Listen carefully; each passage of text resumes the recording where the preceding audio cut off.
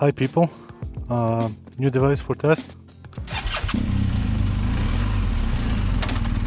Linkifun for BMW motorcycles, Android Auto, Apple CarPlay, M13aPro. Good packaging, really nice. Let's see what's in the box. Box is very nice, very good looking. So let's see what comes in the box.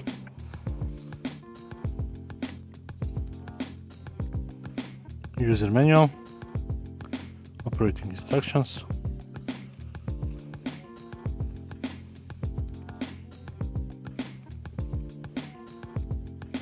comes with a screen protector, quite hard, very nice. Device itself is very nice, not under the high pressure to be washed. In the box we have the micro SD card as well as the card reader, which is USB, and the screwdriver so that we can open a port here, and then we can insert the SD card, and that's it. So usually there are two inserts in one, which correspond to this here, two up and one down. So that's how you know what's the orientation of the screen. It clicks in, we push the pin in and we can lock it so it cannot move. And now we will see how all of this works, but I think I will go somewhere in the shade first and then continue filming because it's getting a little bit warm.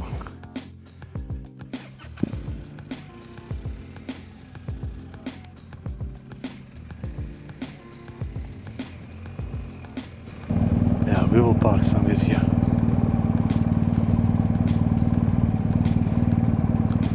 Cool, we already see that things are being read from the bike itself, but it's not. Front tire pressure, can the bike see it? No, still cannot. It will take some time. We see the engine temperature, RPMs, kilometers per hour, total. We see everything. This is looking very promising and very nice for now. The date is completely off because it needs to sync with the phone. We can do AirPlay. Let's see the AirPlay.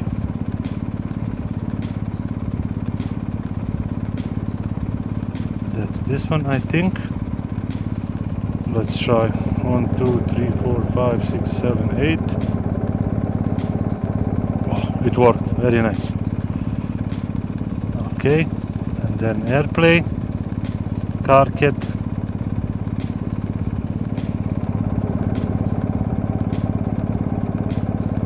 So we are here. Let's see. One of my videos, latest vlog.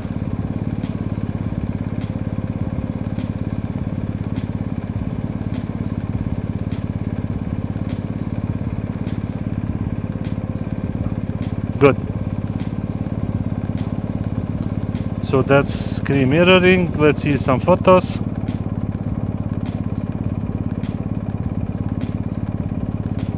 Okay. We see that this one is working correctly. I will stop mirroring. Let's go to the CarPlay.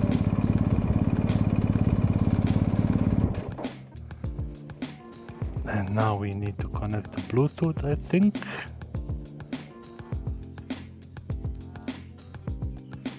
That's that one. On connection, it's connecting and pairing. The device says that we should delete all existing connections, so I'll just go and delete the Wi-Fi connection that I made previously. So let's see if that helps anything.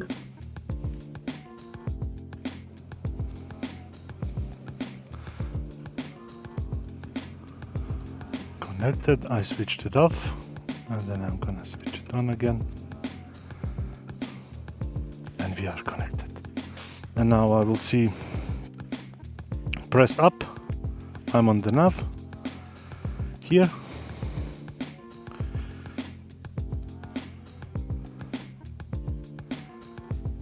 It's working. All of this is working. We need Waze.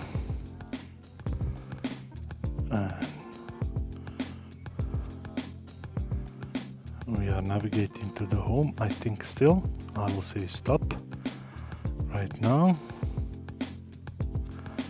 and then let's see the search, and we have the last ones, and we are back here, and we have shortcut for the home, and that's it. I like the device. Now I will try also to play some music to my communicator. Connection is currently the phone and helmet are connected. Now it's on, which means when I start playing here, it should automatically go to the communicator. Let's open the Spotify library, playlists, trip sync, shuffle play.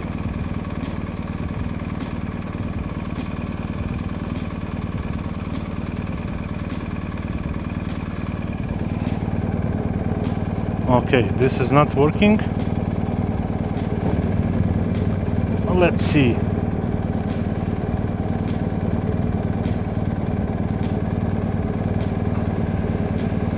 Okay, this way it's working. So I will have to do a little bit more with the connections, because the Spotify is actually playing music on this screen, not that one. And I need connection to that one because this is a connection between the BMW Motorrad application and bike. I like it from the fact that it didn't connect to the upper one to play, but the lower one, which means the connection has nothing to do with the new device. It works very nice. The screen is very nicely visible. I mean, the screen is a little bit in the shade, so we will see how it goes when I'm more directly in the sun. The icons and everything on the screen are quite big, which means that the resolution of the screen is small, which is good. That means that you can more easily find everything when you are looking with your eyes on the screen. It's easier to notice stuff that you are looking for, compared to when the resolution is super high and everything is super tiny on the screen. Super easy to install, super easy to connect to it. I already showcased the screen mirroring option, which honestly I don't see a use case while driving. Also with setting, I don't think that you will watch something on that. You have your phone anyway in your hand to mirror to it. But it's a good thing that somebody is thinking more than just regular Apple CarPlay display and whatever. If you think that you know a use case where this could be useful, please do write it in the comments. Now it's way easier to notice when I get these notifications about all the speed cameras and stuff. It's way easier to see on this screen.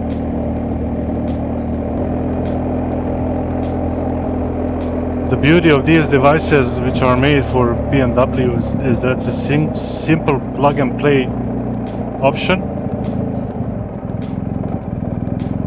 that you just connect it and it works. It works everything, reads everything, works like very, very, very good. Let's head into the display settings. So we click on the home from Apple CarPlay, then we are on the first settings screen or home screen, where we can see a lot of information which are collected directly from the bike.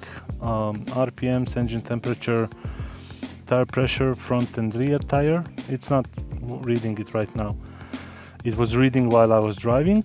And this is the second screen, which has the current speed, RPM, the gear, range, how much fuel is remaining, and total kilometers remaining distance. I thought this is for the until the service is due, but it's not, because I have 6,000 kilometers until the service.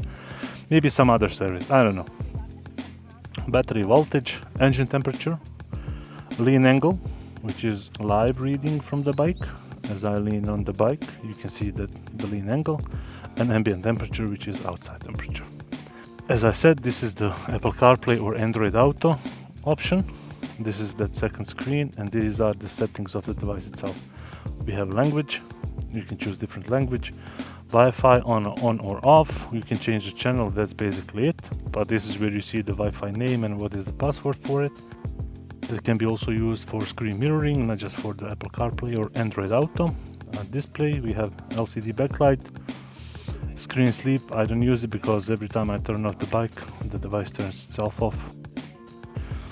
System, the touch sound and the volume, it's off. I don't need it. It doesn't make any sense for me, so that's it. Link settings. So we have here the audio transfer.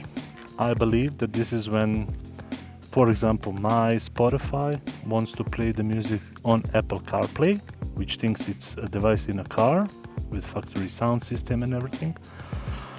But it's not. It's connected to this device. Then this device, via this audio transfer, it says, okay, no, return the calls and the music on the Bluetooth device which is connected to the phone. And Link toolbar is a small virtual joystick that you can use the screen, which for me it doesn't make any sense because I will use either the bizwheel of the BMW motorcycle or I will just use the touchscreen as it should be used. Time, you can adjust the time, but it in general collects all the data from the phone when the Apple CarPlay is connected.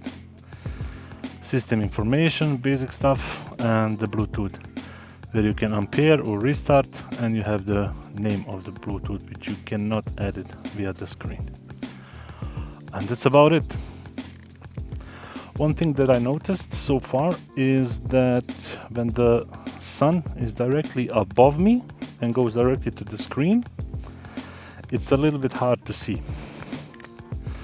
This is the usual common problem for the many screens. It's not so important or big as an issue. I think everybody who is using this can survive with a little bit of moving the head around to see everything else.